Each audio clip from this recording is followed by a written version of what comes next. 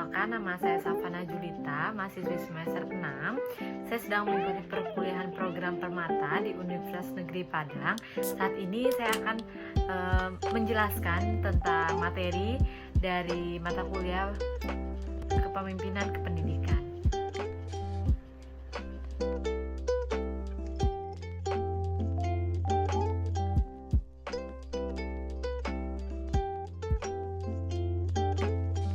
Baik, pada pertemuan kali ini saya akan menjelaskan materi tentang faktor-faktor yang mempengaruhi kepemimpinan seseorang.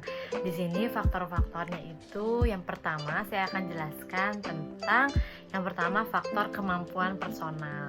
Nah, pengertian kemampuan personal adalah kombinasi antara potensi sejak pemimpin dilahirkan ke dunia sebagai manusia dan faktor pendidikan yang ia dapatkan. Jika seseorang lahir dengan kemampuan dasar kepemimpinan, ia akan lebih hebat jika mendapatkan perlakuan edukatif dari lingkungan. Jika tidak, ia hanya akan menjadi pemimpin yang biasa dan standar. Nah, sebaliknya jika manusia terlahir tidak dengan potensi kepemimpinan namun mendapatkan perlakuan edukatif dari lingkungannya, akan menjadi pemimpin dengan kemampuan yang standar pula. Dengan demikian, antara potensi bawaan dan perilakuan edukatif lingkungan adalah dua hal tidak terpisahkan yang sangat menentukan hebatnya seseorang pemimpin. Itu yang pertama.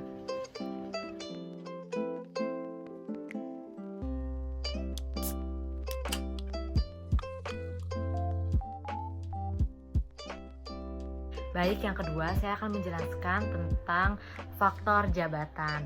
Pengertian jabatan adalah struktur kekuasaan yang pemimpin duduki. Jabatan tidak dapat dihindari terlebih dalam kehidupan modern saat ini. Semuanya akan terstrukturifasi. Dua orang mempunyai kemampuan kepemimpinan yang sama, tetapi satu mempunyai jabatan dan yang lain tidak, maka akan kalah pengaruh. Sama-sama mempunyai jabatan tetapi tingkatnya tidak sama, maka akan mempunyai pengaruh yang berbeda. Itu pengertian dari faktor jabatan itu sendiri.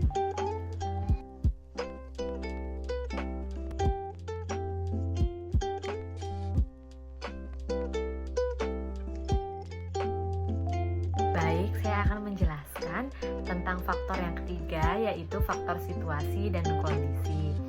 Pengertian situasi itu sendiri adalah kondisi yang melingkupi perilaku kepemimpinan. Di saat situasi tidak menentu dan kacau, akan lebih efektif jika hadir seseorang pemimpin yang karismatik. Jika kebutuhan organisasi adalah sulit untuk maju karena anggota organisasi yang tidak berkepribadian progresif, maka perlu pemimpin transformasional. Jika identitas yang akan diciptakan organisasi adalah religiusitas, maka kehadiran pemimpin yang mempunyai kemampuan kepemimpinan spiritual adalah hal yang sangat signifikan. Begitulah situasi berbicara. Ia juga menilah dan memilih kemampuan para pemimpin, apakah ia hadir di saat yang tepat atau tidak. Itu faktor-faktor yang mempengaruhi seorang kepemimpinan itu sendiri.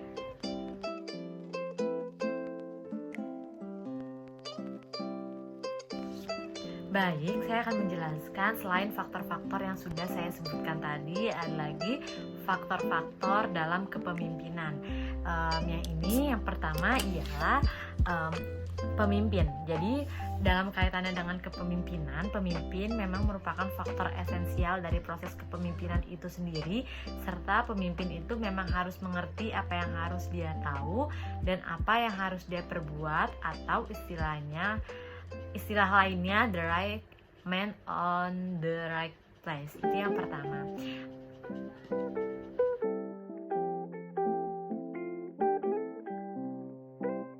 Selain pemimpin, yang pertama tadi ada lagi yang kedua, yaitu pengikut atau followers. Adalah salah satu faktor kepemimpinan yang membuat faktor pertama itu ada. Karena tanpa adanya pengikut, otomatis pemimpin pun tidak ada. Oleh karena itu, faktor kepemimpinan dalam pengikut ini lebih cenderung pengertian akan apa saja yang followers inginkan, sehingga sebuah satuan fungsi manajemen bisa berjalan sesuai dengan apa yang kita inginkan. Serta ada pula yang mengatakan kalau berbeda pemimpin maka berbeda pula gaya kepemimpinannya. Oleh karena itu, pengikut di sini memang harus menyesuaikan dengan cepat. Itu yang kedua.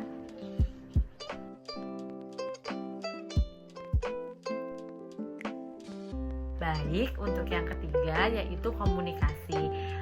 Salah satu hal yang menjembatani antara pemimpin dan pengikut adalah proses komunikasi itu sendiri. Dengan adanya komunikasi, hubungan kerja antara dua belah pihak, baik atasan maupun bawahan, dapat sinergis dan berjalan sesuai dengan apa yang telah dirancang sebelumnya.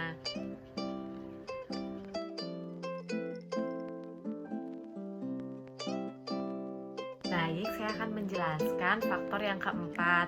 Tadi yang pertama, kedua, ketiga sudah. Yang keempat yaitu situasi. Dalam sebuah situasi tertentu, terkadang kita diharuskan untuk bertindak secara cepat dan refleks untuk menyelesaikannya. Oleh karena itu, kondusivitas situasi antara atasan dan bawahan memang harus saling dikuatkan agar selalu terjadi kondisi situasi yang nyaman dan kondusif. Itu faktor yang keempat. Baik, selain faktor-faktor yang sudah saya sebutkan di awal, inilah yang faktor-faktor lain, yaitu ada pemimpin, pengikut, komunikasi, dan situasi. Jadi sebenarnya banyak banget faktor-faktor yang mempengaruhi seorang kepemimpinan itu sendiri. Baik, itulah yang saya jelaskan tadi, ya, faktor-faktor yang mempengaruhi kepemimpinan itu sendiri. Jadi menurut saya, faktor-faktor seorang pemimpin dapat mempengaruhi kepemimpinan yang ia miliki dapat dilihat dari kemampuan personal. Kemampuan ini berasal dari apa yang telah ia miliki sejak lahir dan terus berkembang dengan adanya pola pendidikan kepemimpinan yang didapatkan di lingkungannya. Setelah itu dapat dilihat dari jabatan, di mana pada faktor ini walaupun seseorang memiliki kemampuan yang baik, namun jika ia tidak memiliki jabatan yang baik pula, maka kemampuannya dalam kepemimpinan pun terbatas. Dan yang terakhir adalah situasi dan kondisi yang dapat mempengaruhi kepemimpinan, di mana seorang pemimpin harus bisa menempatkan gaya kepemimpinannya berdasarkan situasi yang ada di lingkungannya supaya tujuan dalam berorganisasi dapat berjalan dengan baik dan sesuai seperti yang diinginkan.